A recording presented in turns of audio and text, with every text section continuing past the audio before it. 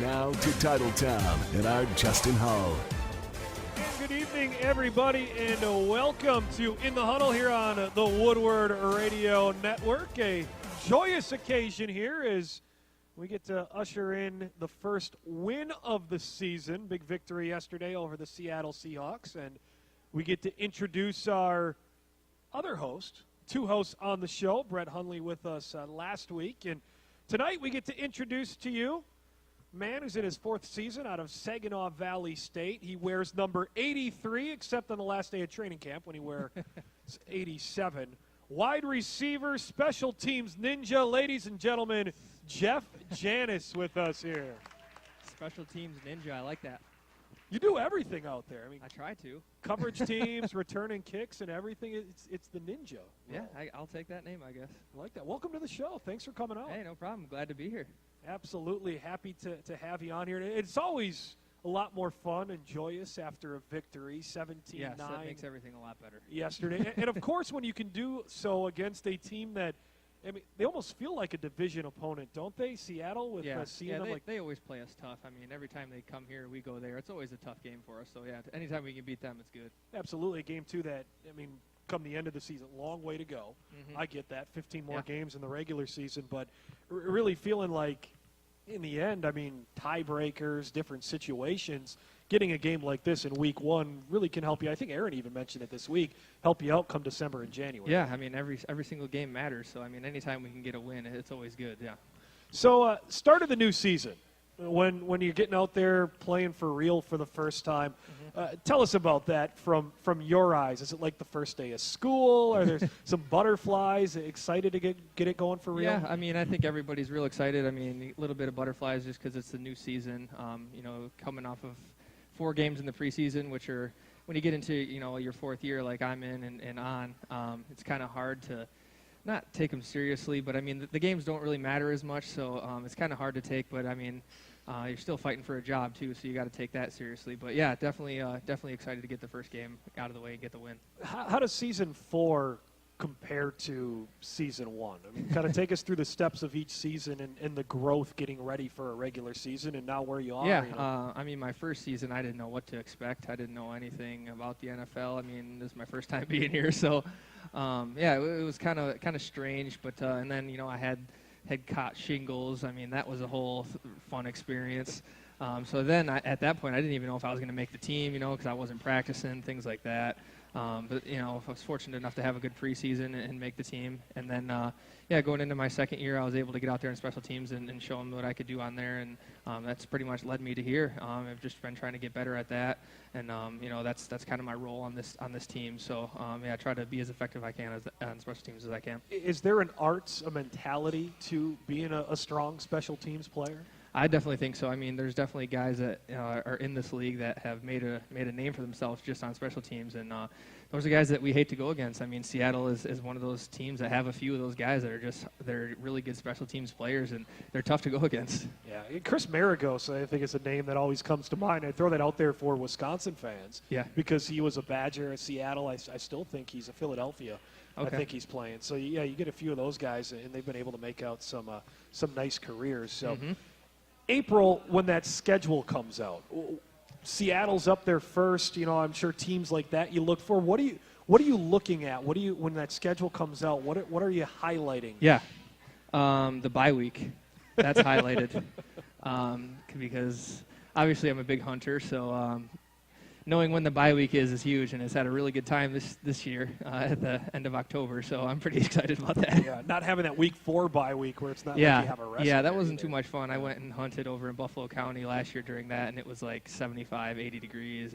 It wasn't too much fun. A little bit of a different experience, but let's dive into that game yesterday, and always good to get that first one. What you saw from your defense yesterday, because I think as observing the game and just kind of the reaction, I mean, those guys have had a lot of finger-pointing over the years, a lot of criticism, but they really came out and owned it yesterday, giving up 9 points and holding the Seattle to, I think, about 220 yards or so. Yeah, they were cutting it loose, and like I said, Mike Daniels had a really good game, and you're just seeing guys flying around, making plays, and just having fun. I think that was the biggest thing to take away from that game. Tell us about Mike Daniels. I mean, we see him we see him on the field. We see him playing. If we're at Lambeau, we see him on the TV. What is Mike like in the locker room? He's really goofy in the locker room. I mean, when he's not on the football field, he's a funny guy to be around. But yeah, I mean, he flips the switch when he gets on the field, and he's definitely one of those guys you don't want to mess with when you're on the field. Yeah, is that one of those, the nicer the guy off the field, maybe the meaner they are on the field? That definitely works for him. Yeah. So it's 3-0 at halftime. What's going on in that locker room? What's the mood like? I mean, not used to seeing your offense held scoreless in a quarter and a half. Yeah. I mean, we weren't too worried. I mean, we felt pretty confident that we were going to still be able to win the game. We were moving the ball pretty well. Yeah, I mean, we had a lot of the good things going for us. So, yeah, we were just, kept our composure and kept executing. Was there a play in the game, a moment you felt like maybe was a turning point? Let's see. When our defense had that turnover, that was a big moment for us because I mean that was a big momentum shifter for us, and we feed off that as an offense. Yeah, Mike Daniels when he forced that fumble on Russell Wilson recovering at the 3. And, yep. Yeah, Ty Montgomery with that. You mentioned Ty. So he came in, he was in your room as a wide receiver, and now he's down the hall in the running back room. When you see him as a running back, I mean, do you think back to, okay, this guy he was learning routes with me, and now here he is getting the ball 19 times. No, yeah, it's actually funny because, I mean, the whole time he was in our room, we just joked with him that, he should be a running back because that's just how his body's built, that's how he runs the ball. So, no, he fits perfectly in as a running back, and he's really effective, as you can see. Yeah, absolutely. 19 carries, 54 yards, a big touchdown yesterday, and fighting through a little bit of we saw him hobble off the field and pop back up, but I think a testament to him and his mentality there. Yeah, as a running back, that's a tough position. I mean, you got to be a tough guy to do that. Yeah. Eddie Lacy, 5 carries for 3 yards in his Lambeau return. That was. Was it -3 or 3? It was. 3. Okay, cool. Yeah.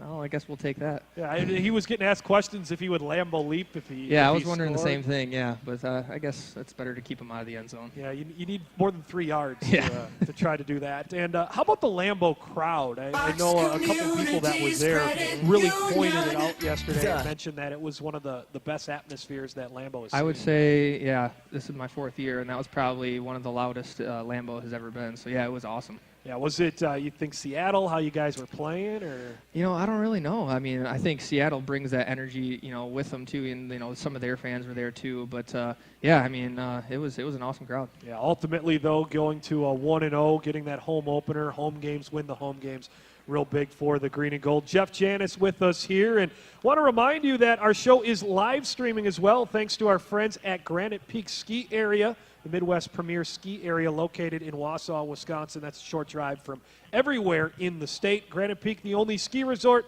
where football players would ski if they were allowed to. You can purchase your season pass and visit skigranitepeak.com for all the info. We got more on the show coming up here. We'll introduce our guest, one of the offensive linemen for the green and gold, and a lot more coming up. We are in the huddle live from the bar on Holmgren Way in the shadows of Lambeau here on the Woodward Radio Network.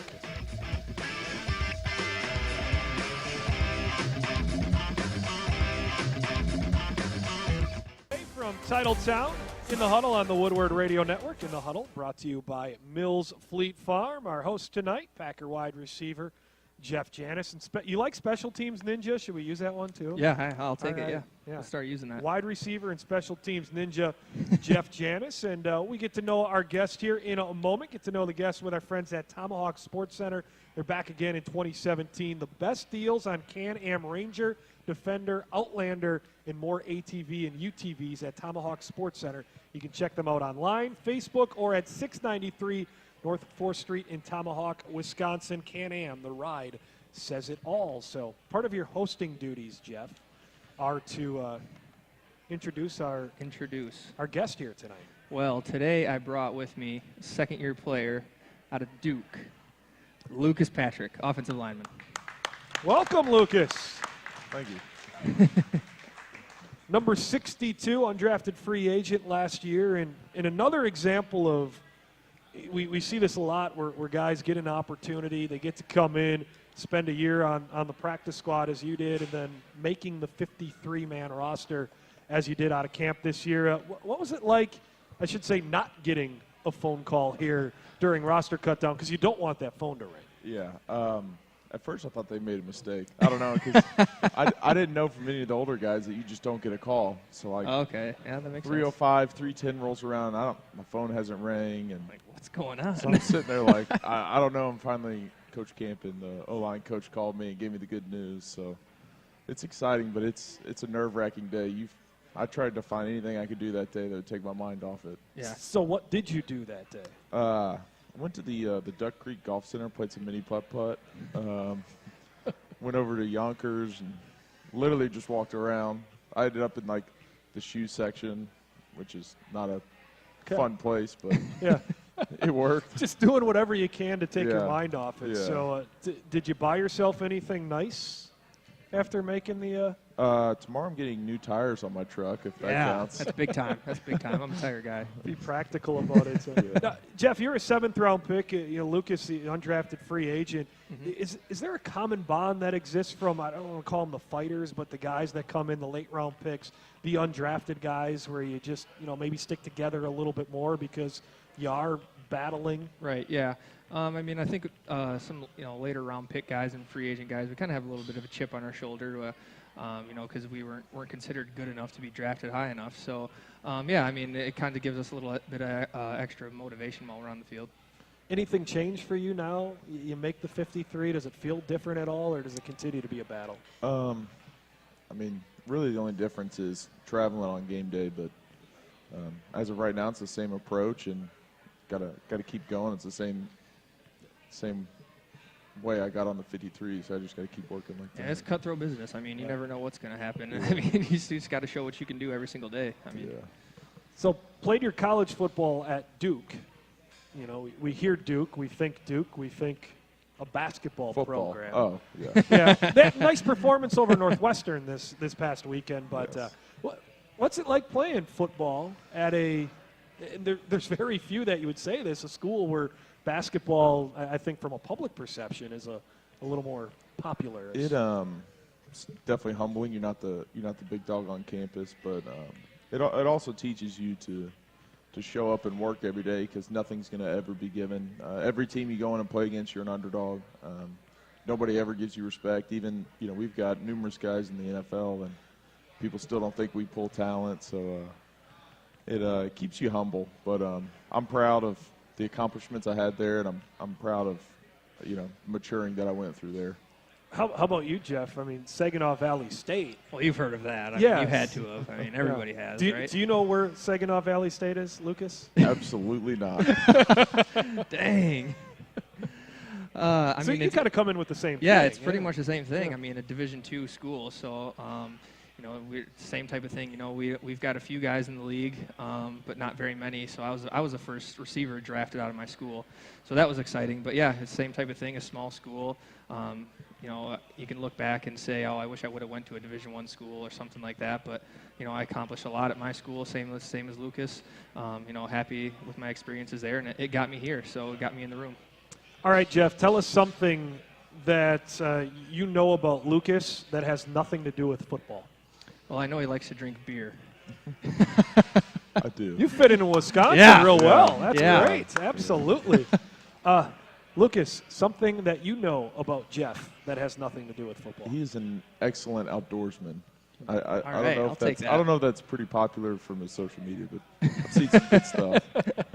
Beer and hunting. Yep. You guys are in the right place. Yeah, we Yeah. fit in perfect here. Yeah. Absolutely. So, all right. So we're going to continue the tradition. Last week, Brett Hundley, when he was here, and I think we're going to call it Hundley's Hot Seat, where Brett came up with 5 off the wall, whatever questions that he thought of at that moment to ask his guest. Mm-hmm. And just kind of sticking with the theme, I think we're going to call it the 3rd degree with 83.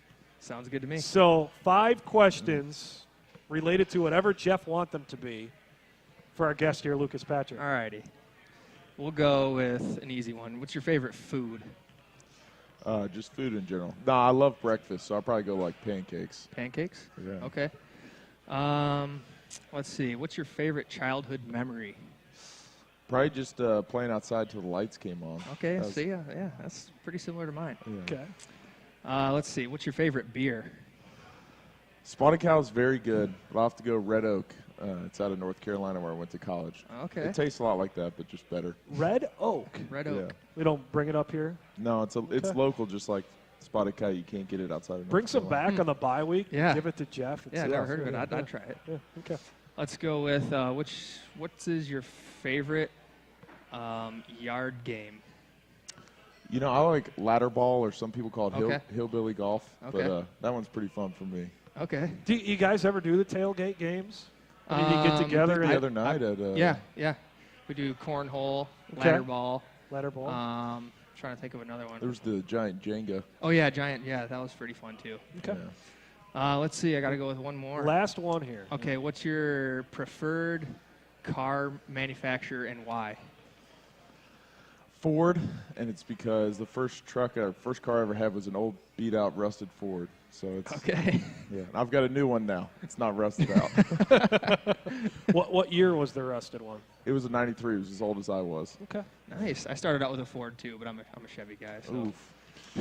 Let you guys duke it out later. Jeff Janis, Lucas Patrick with us here in the huddle. You know, Jeff, one other thing with you too, and I wanted to bring this up. We haven't got to do the get to know Jeff segment Okay. as we do with that. So we talked about finding out you're coming to Green Bay. What was that like for you? What do you recall 4 years ago when you got that call out of Saginaw Valley Yeah. State, and here you've been drafted? Yeah, I was in my hometown, which is like an hour north of Saginaw, just a small town. I had a little draft party at like the local bar there with a bunch of friends and family. Had no idea I was coming to Green Bay. Never even really. I think I talked to Edgar Bennett like one time at the combine, and that was all I knew. So it was getting later on in the draft, and I was starting to get free agent phone calls. And I think I was on the phone with Denver or somebody that like wanted me as a free agent. And that's when my phone rang. I looked at it as he was talking to me, and it was a 920 number, and asked me if I was ready to be a Packer, and I was like, yeah. Gotta go. Yep. I hung up on Denver and they answered it. Yeah. You should say, I hung up on John Elway. Yeah, exactly. That should be the story. There you go. Jeff Janis, Lucas Patrick with us. We're hanging out here at the bar on Holmgren Way in the huddle on the Woodward Radio Network. Fox Communities Credit Union.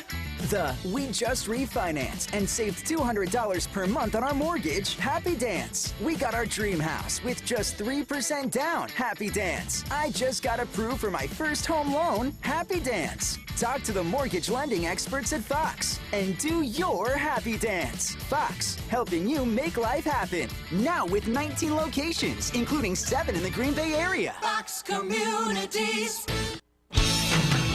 There's always something happening at the bar. The best tailgate party in Titletown is at the bar on Holmgren Way, and the easiest way to get there is the bar's Game Day Shuttle. The bar's Game Day Shuttle brings you from your favorite bar location right to the heart of the action at the bar on Holmgren Way. Reserve your spot by calling your favorite bar location or by visiting meetatthebar.com. The bar, sports, food, fun. The bar. Up with some different topics here, see what stories we can get you guys to talk about. And so, Jeff, I want you to speak on this from the wide receiver room. Okay? So, Jordy Nelson, Randall Cobb, Devontae Adams, Trevor Geronimo. You can throw in the tight ends too if you want. Martellus, Lance, and Richard.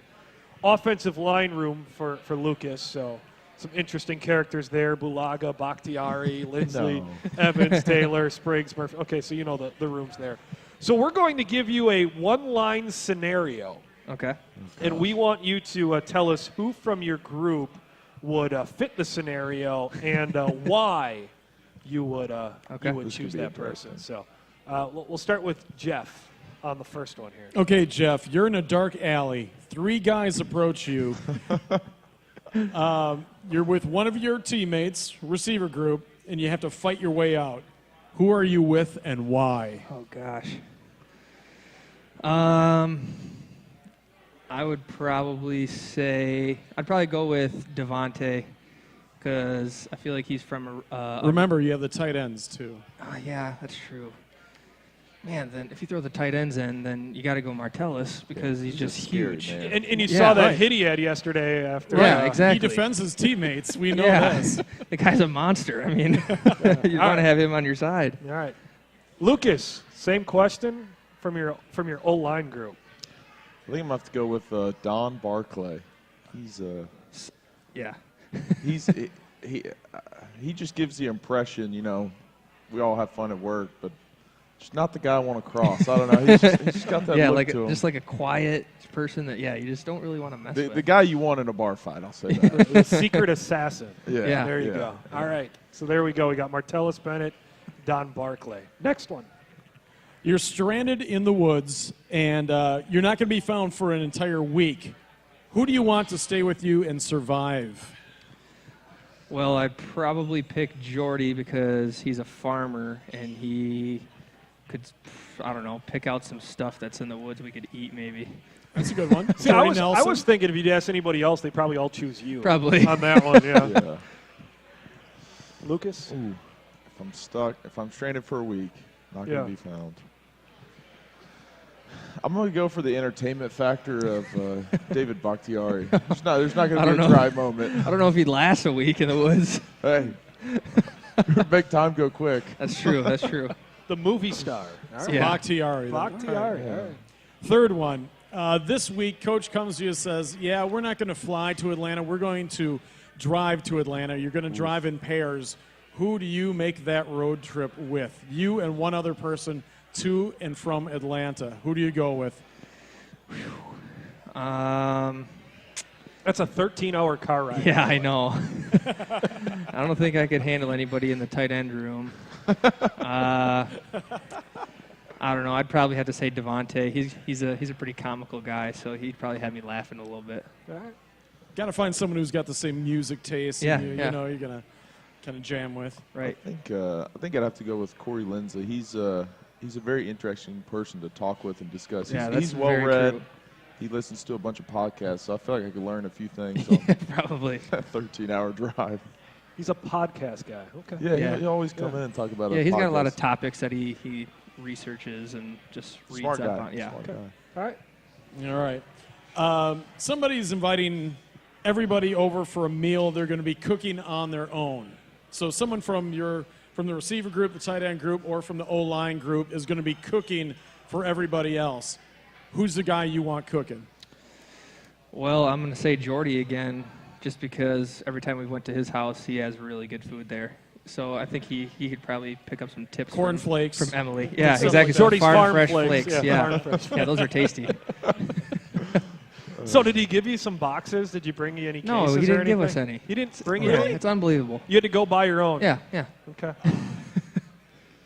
I think I have to go with Lane Taylor. He's Yeah. got a little hobby of barbecuing, and He's that's got a right in my smoker, alley. yeah. So he really knows how to throw down. So I think I'd do all right with him. It seems like that's a good way to get on the good side of an offensive lineman is be really good at barbecue. Yes. Yeah. Yeah. Okay. 100%. All right. Very good. You have to get to the airport in 5 minutes. Who's driving? Oh, Randall Cobb, for sure. Just because he has a Tesla. That's the only thing. It's a really fast car. So, yeah. It's a nice car. He's going to get us there in a hurry. I'm gonna stick with the old Murph dog, Kyle Murphy. He grew up driving in California, so they're notorious for getting places pretty fast. Not a lot of traffic around here compared No, to. yeah. I've also ridden with him, and he can get from point A to point B pretty quick. All right. Next one. Your sink is broken. Maybe it's your garbage disposal. I don't know. Who would you come over and fix it? Can I pick myself? I'd have to go with myself. Sure. All right. I don't think anybody in my room's helping me with that. I think I'm gonna have to go with Jason Spriggs. He's Yeah, got some okay. notorious handyman stories around the locker room. So You do know the reference, right? What? Aaron Rodgers went and fixed Sam Decker's. Oh, garbage yeah. I disposal. saw the picture, yeah. Yeah. Okay. Yep. All right. Tossed it in there. So you find it on Twitter. It's all over there. So got time for one more. Yeah. You saw that. Yeah. Yes. All right, one more. One more. Jeff, you're married already. Lucas, you're not yet. Not yet. Okay, so maybe more Lucas than Jeff. One dude out of those rooms to plan your bachelor party.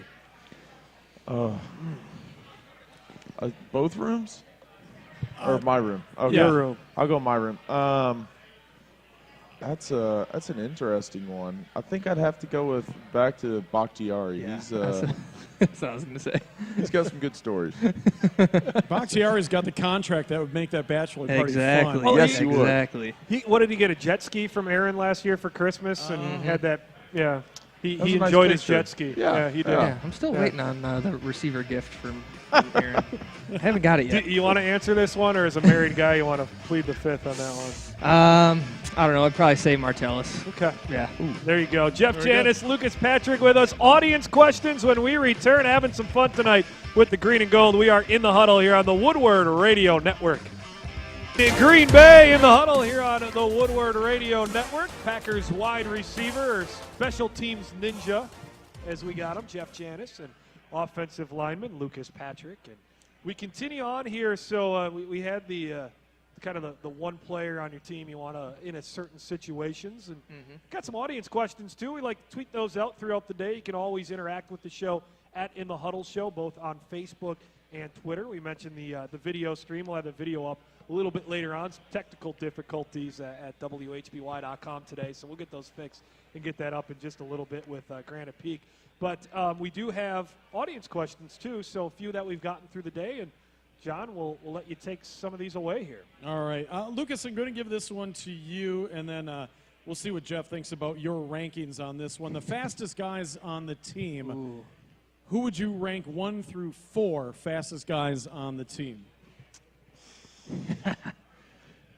1A, 1B. Oh, Jeff and Trevor, whichever way you want to swing it on that day. you're kind of nodding in agreement, but you look a little upset. No, that's a perfect answer. They're both blazing. I've seen him on Gunner, and it's just like, wow, I didn't know people move that fast. Devontae, he looks pretty fast. And then I'd probably have to go with. I've seen Gunt run real fast. I'm judging off special teams. 'Cause that's really where you get the opportunity to flat out run. So kind of a tie at the top with Trevor and Jeff. yeah, they're really good at running kickoff and punts back. So that's why they're. Has this race taken place yet? No, and it probably never will. But it's an ongoing conversation. In our room. Why won't it? A risk of injury, and then we just can't talk about it anymore if we finally have an answer. So It gives you the build-up. Yeah, so. exactly. All right. Hey, Jeff, you want to reverse that question? Who are the 4 slowest guys on the team? Oh, yeah. Jeez. Oh, man. I don't know if I'd have to go with. All right, you don't have to answer. Yeah. I'm just kidding. We'll save this. It's the first show. We'll be nice to you on the first We'll night. just go with offensive lineman and defensive lineman. How about that? Yeah. This one, they know you, for Jeff, they know you like hunting. What kind of a hunting show would you like to host? Like a specific kind of game, like a duck or an elk or a moose or... I think it would be one where you just get to go in a bunch of different areas and hunt different kinds of game. Similar to, I was on Pat and Nicole Reeves' Driven TV. I was on a hunt with them, and similar to what they do, they travel all around and film different types of games. Is this gun or bow and arrow? Both? Both? Yeah. Oh, I like that. As long as it fires, I think. Exactly, yeah. As long as it shoots something out. Favorite memory hunting? Ooh, it's probably going to be it was a youth hunt when I shot my first 8-point with my dad. That's my most memorable. First one, right? Yep. So, Lucas, you're not a hunter per se, No. but you do enjoy fishing. Yeah, I get out and fly fish a lot. Okay. And You got a fishing memory? This past summer, I bought my first nice real fly fishing rod, and I caught a nice 11-inch rainbow trout. Okay. That's the one fish I'd been chasing, so I was pretty happy to catch that. I didn't know you were a fly fisherman. I like that. Yeah. You tie your own flies yet, or is that coming next? I tried that, but my fingers get in the way. I don't really have delicate hands. I did like hearing his story. He didn't realize that pike have teeth. Yeah. So that northern have teeth. So you found that Where I'm from, we don't really Yeah. have pike, so I was about to stick my hand in it, and luckily a friend said don't do that. Smart guy. Let's stay with that. This was fun. Jeff, dream hunting trip. To go to Alaska for a moose hunt. That's my dream hunt. Yeah, to be able to get up like 10, 15 yards from a gigantic moose would just be incredible. That'd be an adrenaline rush. Yeah, exactly. Lucas, you want to throw a fishing on there too, or not? I think I'd say go to Alaska and go on a nice salmon run, and that'd be pretty spectacular. I hear it's beautiful up there. Yeah. Speaking of all these fun things, what activities are you discouraged from doing in your contracts? Well, I've never actually read my Read- contract. I to be just honest signed it. with I you. was so happy. Yeah, exactly. I was just like, yes, sign. I don't know. I think pretty much anything that can put us in harm's way is kind of discouraged. But I mean, I do a lot of stuff anyways, like four-wheeling and All right. just stuff like that. But I'm pretty safe. I They think. don't specifically draw it out what you're not supposed. Not for they don't us, say- but maybe for other guys. Those earlier rounds. Yeah, exactly. You didn't read the contract. You don't know, though. Exactly. It, I don't know. could be something. Like in you there said, where we were it's just like, so happy. We just, where do I sign? Yeah. Justin, you kind of mentioned this before. What's with the switching of jerseys with you and Jordy in training camp? That was brought up. Yeah.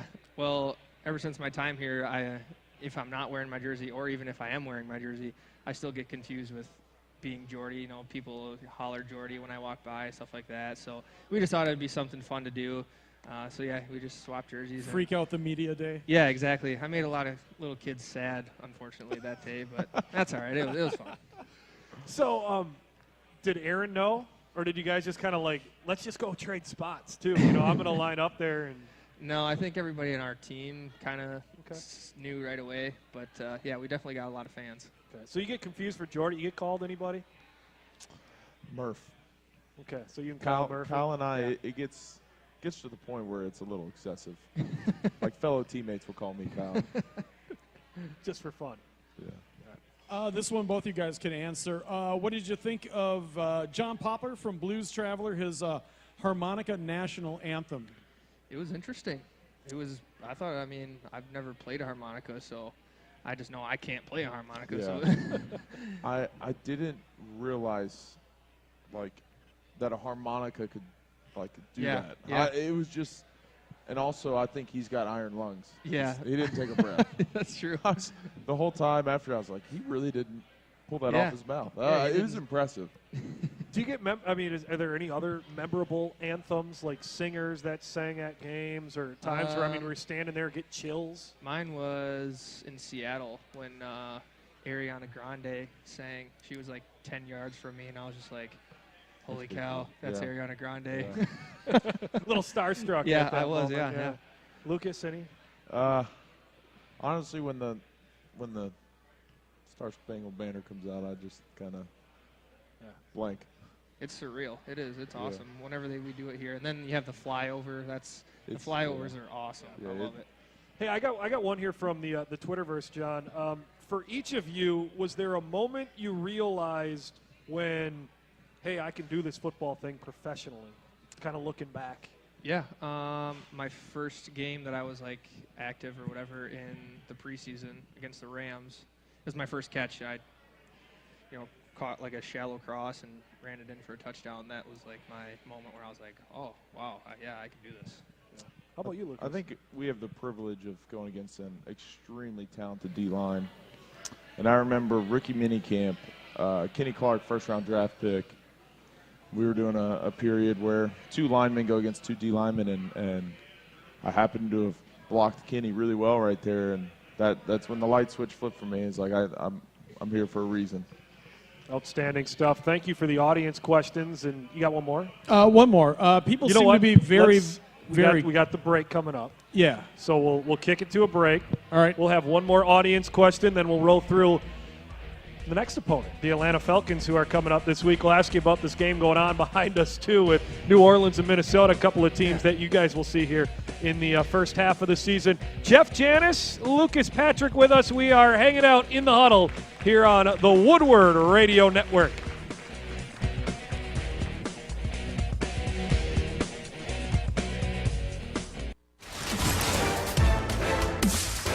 And we are back here one final time at the bar on Holmgren Way in the Huddle here on the Woodward Radio Network. Hanging out tonight with Jeff Janis and Lucas Patrick of your Green Bay Packers. We're going to dive into a couple other notes around the league, talk a little bit about the Falcons. We'd have one more audience question that popped up from a couple people, so we want to make sure we get to it. People seem very curious about the new medical tent on the sideline. What's in the tent? Is there a bathroom in the tent? You know, how do big people fit in the tent? Tell us about the tent. Yeah, the tent, it's very mysterious. It's basically a ice shanty is what it is. I went in there once last year. No bathroom, but there's bags for bathroom. Bags for bathroom. Yeah. Explain this. A bag that you would use to go to the bathroom in. Okay. So it is what I think it is. Who All right. cleans it up, or is there a receptacle, or did like? Yeah, there's like a little garbage bag or That's a garbage can in there that you zip it up and toss it, get rid of it. Yeah.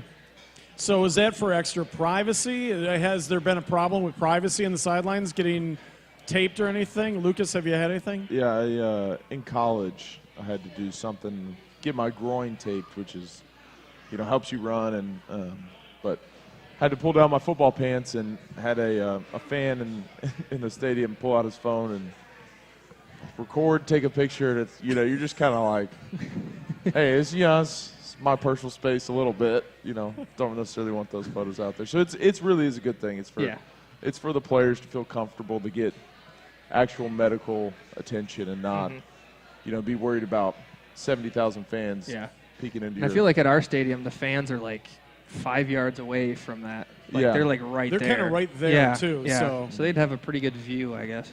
You want to say that? So there you go. You don't want anybody Facebook living with your groin. Yeah, exactly. Is what it comes down to. Yeah. No, that might be my second occupation. No, I'm kidding.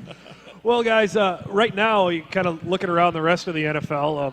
It's on here. You got Minnesota and New Orleans. You get games like this with a couple of teams you'll see. Are you more apt to watch them than maybe a Thursday nighter with Houston and Cincinnati? You guys see in a couple of weeks, but yeah, I like to just watch other teams that either guys that have played here that I know, or guys that I played against in college, things like that. I like to watch the Cowboys because one of my good friends plays for them. So usually if I know somebody out there playing, I like to watch that team. Is it weird when you see guys in other uniforms? I mean, guys that were here and then all of a sudden it's, hey, he's wearing that uniform. Yeah, it's really weird. Surreal. I saw Jaron Elliott, in his number 56 for the Cowboys going down and kickoff. Yeah, it was strange. Yeah, he's not too happy about that number.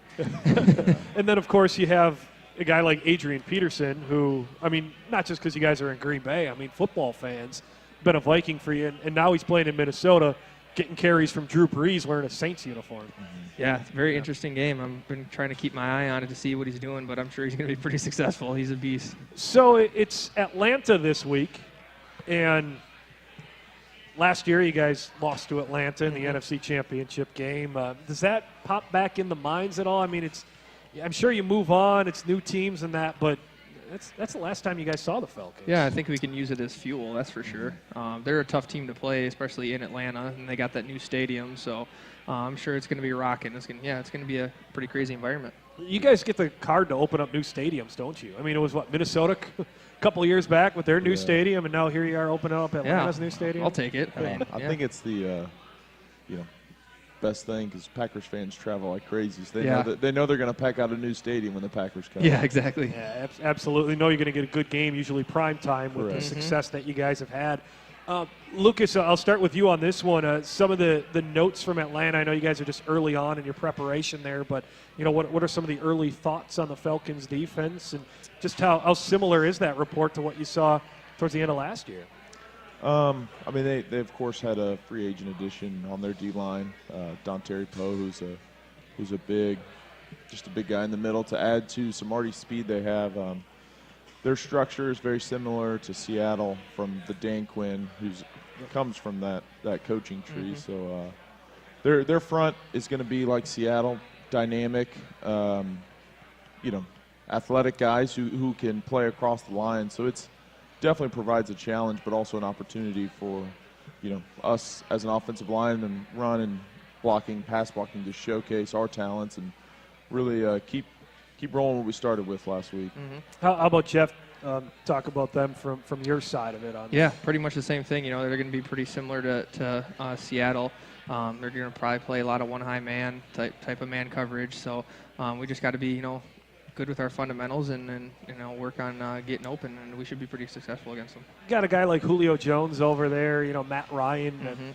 You like watching. You don't like playing against those guys, but you know, guys that do your craft and do it at that level. Is it kind of find yourself peeking at them a little bit at times? Yeah, for sure. I mean, if you can pick anything up from any player in the NFL that's good, I mean, it's just only going to help you. So the more you watch of someone who's really good, it's just going to help you out. And a nice thing for you guys, too, because as you start watching film on the Falcons this week, you're also watching film on the Bears, who you see in a couple of weeks. Yeah. So an advantage there. I mentioned Saints and Vikings teams you see. So a nice opportunity to do some double scouting for you guys. But Lucas, appreciate it, man. Yeah. Thanks for coming out, everybody. Packers offensive lineman Lucas Patrick with us here tonight. And Jeff, man, this is going to be a fun year.